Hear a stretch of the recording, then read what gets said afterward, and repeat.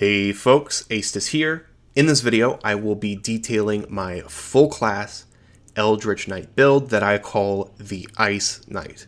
The Ice Knight focuses on adding loads of cold damage to the fighter's basic attacks and simultaneously spreading potent crowd control through the frozen condition. This build is extensively tested. It is honor mode ready. I think it performs very well at all points of the game. It starts out as a solid striker in the early game, but then scales extremely well into mid and late game, both as a primary striker and as a crowd controller. Let's dive into the build. As I said, this is a full class Eldritch Knight build, so it is best to start by looking at the Eldritch Knight kit, because honestly, that's how I started when I designed this build. I felt like there was a lot of features that the Eldritch Knight gives that a lot of people were overlooking, and I made this build around optimizing those features. So we're going to start by talking about the Eldritch Knight, and then the rest of the video is going to discuss how we itemize the Eldritch Knight to get the most out of these features. So, like I said, I think a lot of people overlook the Eldritch Knight, but what they don't overlook, I think a lot of people understand this, is that the Eldritch Knight is a very tanky kind of fighter. It's tanky because at level 3, it can start casting spells, and the best spells to cast for it are a lot of defensive-oriented spells like Blur, Mirror Image, and in particular, Shield. What these spells do is give you very high durability for a short amount of time, but we don't really care about the length of time because when you have a fighter in your composition, encounters tend to be short. Why? Well, fighters just deal a lot of damage. They make so many attacks, especially late game. They have action surge for taking out key targets right at the beginning of a fight. They're just all around a high damage base class chassis. And then with the Eldritch Knight, you're adding a lot of durability on top of that. Anytime you can combine these two things in a build, what you get is a very, very reliable and self-sufficient striker, and that is the Eldritch Knight, and that's really as far as it goes for most people. I think what they don't realize is that while all of that is true, the mid and late game features that the Eldritch Knight gets are also really, really good. So we're gonna take some time now to really look at these in some detail, starting with the level 7 feature they get, War Magic. Alright, War Magic, let's look at it. Whenever you have the War Magic feature, and you spend your action to cast a cantrip, you can then spend your bonus action to make a single weapon attack. Now, this is not gated behind any kind of limited resource. It's just something you can do on every single turn from now on. So you can think of it as like an alternative rotation of abilities that you can do compared to what fighters normally do, which is just attack. And when you look at it that way, I think what most people think is that War Magic is at best a side grade from just doing what fighters normally do. Why? Well, I mean, think about a standard fighter build. It's probably taking Great Weapon Master. It's going to spend its action attacking twice on its turn at level 7. Most turns you won't kill a target, but a lot of turns you will, and then you'll unlock a bonus action attack through the Great Weapon Master feat. That's the fighter. War Magic gives you a bonus action attack every round, but you have to trade a cantrip for making 2 attacks, and that is not a beneficial trade. Even best case scenario where you're just trading a cantrip cast for a single attack, cantrips are typically worse, especially in a fighter who's not getting your primary cantrip gear for the most part, but is going to get a lot of your primary attacking gear. Making attacks is just better for them. So when I hear most people talk about playing the Eldritch Knight, they typically just ignore War Magic. Maybe as a novelty, they'll use it 2 to 3 times in a run, and that's it. Very few people argue that it's an actual upgrade as the primary thing you do on your turns with the fighter. But I think it can be, basically for 2 reasons. The first and most important reason is itemization. You can itemize really, really well around War Magic, but we're going to talk about that when we get to the item section of this video. The second reason is because of the changes to the action economy that were made in Honor Mode. Those have a very subtle effect on the Eldritch Knight that's very easy to overlook. If you didn't know, Honor Mode changed the way certain action boosting abilities in Baldur's Gate 3 work. In Tactician, if you have the spell Haste cast on you, or if you proc the Elixir of Bloodlust, these things will just give you an action, and it's completely unqualified. It can do all the same things that a normal action can do. In Honor mode, that is no longer the case. They pretty much do all the same things that a normal action can do, except in Honor mode, if you choose to make an attack with that action, you are gated to making a single attack. That means extra attack classes, like the Fighter, can't make multiple attacks with their haste action or with their Elixir of Bloodlust action. However, they can cast a cantrip as normal, and now you can probably see why War Magic shines in Honor mode. A hasted Eldritch Knight can now spend their action making 2 attacks, spend their haste action casting a cantrip, and then use their bonus action to make an attack. A normal fighter, like a Battlemaster for example, can only spend their action to make an attack. So if you compare the haste action only, normally you'd be getting 1 attack. With War Magic, you get a cantrip and 1 attack. That's obviously a massive upgrade to what a typical fighter can do. So that is War Magic for now. Like I said, there's a lot of items, but we're going to talk about those later. Let's move on now to the other major feature that Eldritch Knights get, which is Eldritch Strike. Eldritch Knights get Eldritch Strike at level 10. Basically what it does is your weapon attacks will now impose a debuff condition called Stricken with Eldritch Inertia. An enemy with this condition is going to have disadvantage on all of its saving throws against any effect originating from you, the Eldritch Knight, who attack them. Now, that's not what it says in this description, either on the wiki or in the game, but the wiki and the game are wrong. They're not actually describing what it really does, because they say it's on the next, which implies just disadvantage on 1 saving throw, and specifically from a spell, but that's not how it works. It's on all saving throws that originate from you. So if you are forcing a saving throw through something like, say, Shield Bash, right? Shield Bash, enemies have to make a saving throw or fall prone. They're going to have disadvantage on that saving throw, even though it's not a spell. The main reason this is good isn't because of things like Shield Bash. It's because of the many stacking on-hit effects in Baldur's Gate 3, which force saving throws.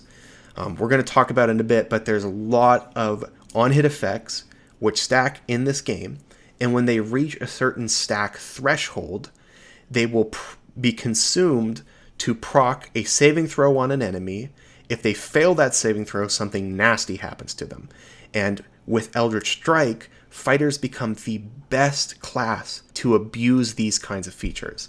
First of all, Eldritch Strike will impose disadvantage on that saving throw, and then also the fighter base class, especially at level 11, which is just 1 level later than when you get Eldritch Strike, will get improved extra attack. This is allowing them to attack 3 times on their action. It's just giving them more attacks than every class that isn't Swordsbard. And so when it comes to stacking single target on hit effects, they're just better than every class that isn't Swordsbard, but Swordsbards don't get Eldritch Strike, right? Okay.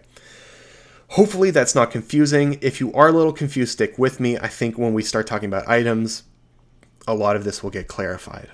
All right, so which stacking on-hit crowd control effect is best to combine with Eldritch Strike?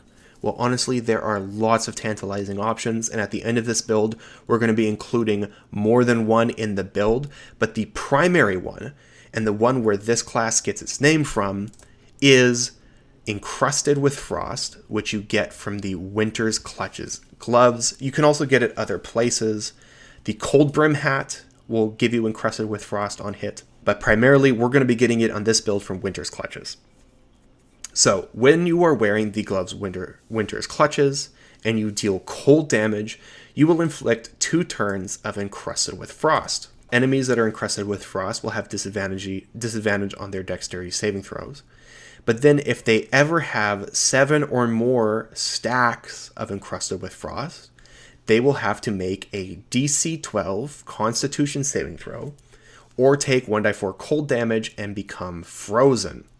The frozen condition is like a stun. They're incapacitated, they can't do anything. However, on top of a normal stun, they will also be vulnerable to bludgeoning, thunder, and force damage. And they'll have resistance to fire, but that doesn't really matter. The big thing is the vulnerability to, in particular, bludgeoning damage. Vulnerability is very, very potent in this game. It basically doubles your damage. It's like critting, but better. Now, Winter's Clutches is going to stack Encrusted with Frost every time you deal cold damage. But to make this on hit, as in on hit with our weapon attacks, we will need a weapon that deals cold damage. Now, is there a good candidate for that? Yes. There is the amazing staff that you get in Act 1 of this game, Mourning Frost. Mourning Frost does a ton of really cool things that's going to be core to this build. First off, it is a staff. If you wield it in 2 hands, it will deal 1d8 bludgeoning damage, and it's going to benefit from Great Weapon Master. So we will be taking Great Weapon Master in this build. On top of all that, it will deal 1d4 cold damage. So combine it with Winter's Clutches, and we're now dealing 1d4 cold damage on every hit, and stacking 2 stacks of Encrusted with Frost on every hit. On top of all of that, it offers Heart of Ice. Whenever you deal cold damage, you will deal an additional 1 cold damage. So this 1d4 is actually 1d4 plus 1. It then offers Insidious Cold. This is very cool. When you deal cold damage with a spell or cantrip, it will possibly inflict the chilled condition on the enemy. Now, if I'm remembering right, enemies will have to make a DC 12 or 13 Constitution saving throw each time you hit them with a cold damage spell. If they fail, they become chilled. Chilled is itself a very interesting condition. An entity that is chilled in the first place becomes vulnerable to cold damage and resistant to fire, the same way as the wet condition. And a kind of hidden effect of this, if you ever apply the wet condition to a chilled target, or the chilled condition to a wet target, those conditions will be upgraded to frozen. Okay, so basically chilled plus wet equals frozen. And we just talked about frozen. It's the same as what you get from stacking up 7 stacks of Encrusted with Frost. It's important to note that chill plus wet equals frozen, no saving throw to resist. And then finally, it allows you to cast Ray of Frost as a cantrip at will, using whatever your class's standard spell casting attribute is for the Eldritch Knight, that is Intelligence. So basically, with these 2 items and the Eldritch Knight class features that we discuss, we have the core of our build. So, as you can see, I have here Winter's Clutches, I have Mourning Frost, and I'm a level 12 Eldritch Knight fighter. So this is how the build will kind of play out. In the mid-game, if we're not hasted, we can always just do our Ray of Frost into a bonus action attack combo. Of course, I missed there, but that would give me 2 stacks of Encrusted with Frost, and you can see Lae'zel here had to make a saving throw, DC Constitution saving throw, DC 12, or get the chilled condition. So basically in the mid-game, unhasted, you can fish with the chilled condition. Enough. Of course, when you're hasted, you can make 2 attacks first, and then do that same combo. So you'll get hit. So you'll get attack hit, Ray of Frost on your hasted action, and then attack on your bonus action. If all of them hit, that will be 3 attacks plus 1 Ray of Frost, all of them dealing cold damage. That's 8 stacks of Encrusted with Frost. That means you're going to force them to make a save or become frozen. They will also make a save against chilled on your Ray of Frost. And if you chill them, you can always get them wet and freeze them that way. And then on your last hit against the frozen target, you will be doing double your bludgeoning damage. If they're wet, all of the cold damage you do in this entire combo is also doubled. So there's pretty much always an opportunity for you to deal double damage either on the bludgeoning portion of your attacks or on the cold damage portion of your attacks. And then by late game, all of that stays the same, except now we have 3 attacks. Now our base combo is going to look something like this. 1 attack, 2 attacks, 3 attacks. You can see she has 6 stacks of Encrusted with Frost and Stricken with Eldritch Inertia. That means if I deal 1 more instance of cold damage, she will be rolling for Frozen, but she will have disadvantage on the save. So you can imagine if my character was hasted here, I could step back, cast Ray of Frost, make my attack. Anyways, that is your core rotation once you are past level 11. As you can see, you're making lots of attacks and you're stacking up a ton of Encrusted with Frost. There are a few other items that are worth mentioning for this build. Let's go over some of them now. The first is the Ring of Elemental Infusion. You can get this at the very end of Act 1 in the Gith Kresh. In general, I find this ring isn't very good, but it is perfect for this build. It gives you the power Elemental Infusion. Whenever you deal acid, cold, fire, lightning, or thunder damage using a spell or cantrip, that element infuses your weapon, and what that means is, until the end of your next turn, you will deal an additional 1d4 damage of that element on your first successful weapon attack. So it's just giving you 1 instance of 1d4 if you make a weapon attack within a turn of casting a elemental damage cantrip or spell.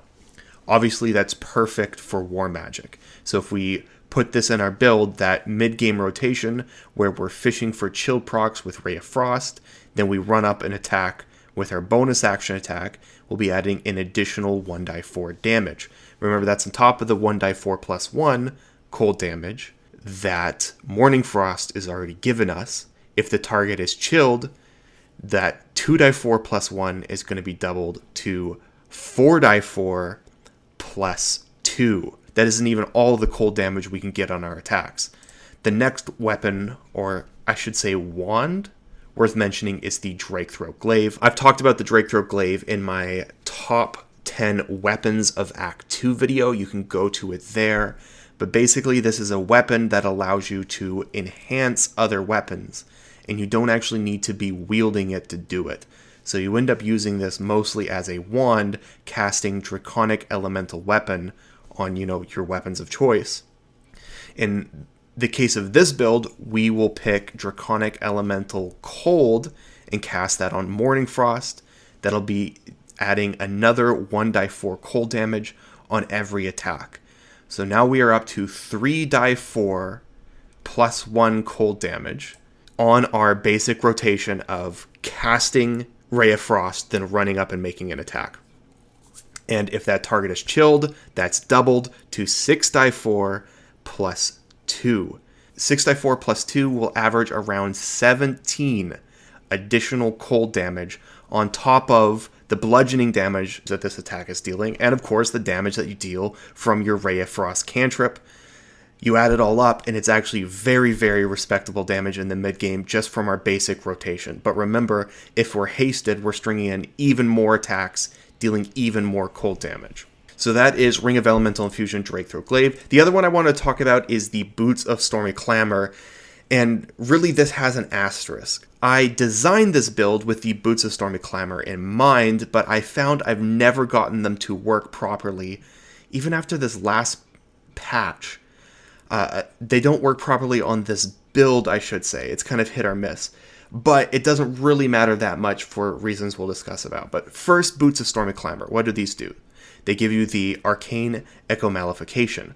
When the wearer inflicts a condition upon a hostile creature, they also inflict 2 turns of Reverberation. Now, Ray of Frost inflicts a condition. So Ray of Frost will always give you 2 turns of Reverberation. In theory, the Encrusted with Frost that we're stacking on our attacks should also stack up Reverberation, but that's the one I find is a little hit or miss. You should test it in your own install to see if it works. In theory, it should, in which case every attack and every cast of Ray of Frost is going to give you Reverberation. I've talked about Reverberation extensively. There just is that it'll give you penalties to your Constitution saves, and that's very important for 2 reasons. First, enemies that we cast Ray of Frost on have to make a Constitution save against the chilled condition. And this is at pretty much all points of the game for this build. So if you're able to stack up Reverberation on them, you greatly increase your chances of chilling targets.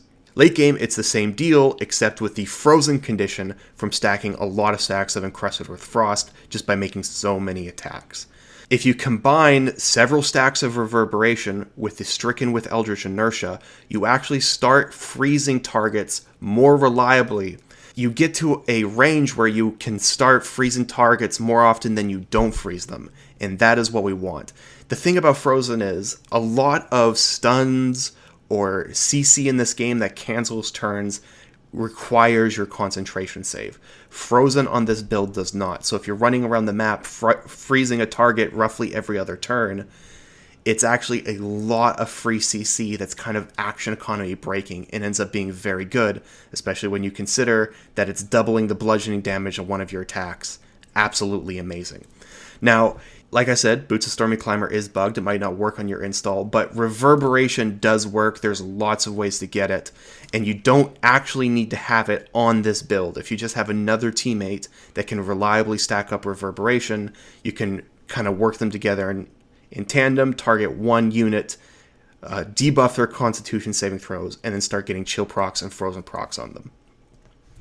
And then finally, I don't have them pulled up here, but the Helmet of Arcane Acuity and the Band of the Mystic Scoundrel are just obviously good items for this build if you don't already have those items on a different build in your party composition. Alright, to finish off this build, I want to give you two very important tips that I've learned to overcome a major obstacle for this class, which is its spell selection. Here are two tips to jailbreak the Eldritch Knight's spell list. The first has to do with a quest, and it doesn't actually pay off until Act 3. That's when you kind of need it to pay off, which is the Save the Laughing Monk quest. I can't remember if that's exactly what it's called, but it starts in Grimforge and it terminates at the very beginning of Act 3. That will give you the ability to cast Tasha's Hideous Laughter once per encounter. I believe that's what it is. I haven't actually tested it with this patch 6, but as of last patch, patch 5, it was once per encounter you could cast Tasha's Hideous Laughter. Now, a lot of people do not realize this because you can see it says on the screen once per long rest, but that is incorrect. This will refresh after each fight. So giving you one cast of Tasha's Hideous Laughter per encounter really allows you to capitalize on the Helmet of Arcane Acuity, Band of the Mystic Scoundrel combo. Tasha's Hideous Laughter is an enchantment spell, which means you can cast it on a bonus action, and that will, combined with freezing targets, will make you a very potent controller. The second thing has to do with the level selection that Eldritch Knights are capped at. Eldritch Knights usually have to pick most of their spells from either the Abjuration or the Evocation schools of magic, but there's a really easy way around that in this game. You might consider this corny, but I'm going to show you now. Here I am leveling up to level 4, so this is my first level up after selecting the Eldritch Knight subclass. You can see I get to pick a spell, and I'm limited to Abjuration or Evocation spells. But there's also a Replace a Spell option. Here are the spells I selected at level 3. You can see I have one Evocation, one Abjuration, and I picked Longstrider as my unlocked spell slot that I get to pick for other things. If I pick to replace Chromatic Orb, and then you go to change, you can see here, even though Chromatic Orb I picked as an Evocation spell, I can replace it with any spell that I want. So I could pick, for example, Sleep. There you go. Now when I finish this level up, I'll have the Sleep spell instead of the spell slot that was originally locked for Evocation. So if you consider that corny, feel free to ignore it. I really just don't like being locked into Evocation and Abjuration. To me, that's not really fun design. So, I abuse this all the time to basically pick whatever spells I want. Alright guys, that is it for this build. I hope you like it, and I really hope you enjoy playing it in your runs. That's ultimately what will decide if this is successful or not. Now, in this video, we've just covered the core concept of the build, but there's lots of other little decisions about like what spells you select or how you itemize for those slots that I didn't cover in this video. And if you want to know my recommendations on those, I have linked a Google Sheets document in the description, which outlines all of that stuff. It's really the full build layout for you guys, so please check that out. For all my regular viewers, I am sorry I have been absent. I've been a little slow on videos since the beginning of this year, and it's not because I haven't been working. Really, I've just been working for new projects in the future. I'm sure it will pay off. I'm not wasting my time, but I know that doesn't really matter to you guys. What matters to you guys is me releasing videos regularly. The next big series I am working on is a detailed video on each class of the game, kind of like I did back in early access. So we'll be starting with Barbarian and going in alphabetical order. I think that'll be really fun. I know in early access people really like those videos, so stay tuned for that. I will catch you next time.